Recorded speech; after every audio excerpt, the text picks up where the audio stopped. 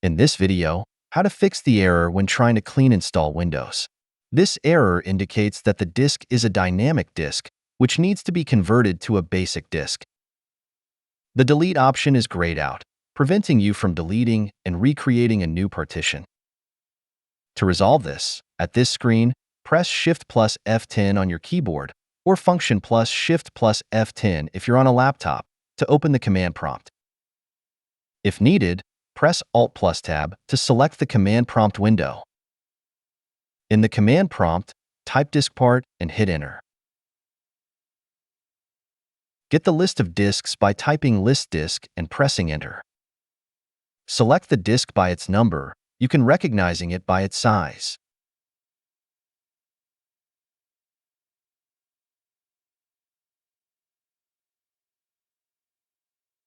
Clear the disk by typing clean and pressing Enter. Please note, this will erase the entire disk, so ensure you have a backup of any important data. Once the disk is cleaned, close the command prompt. Refresh the disk list. You should now be able to continue with the clean installation of Windows.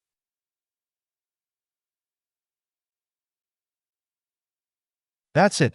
Thanks for watching.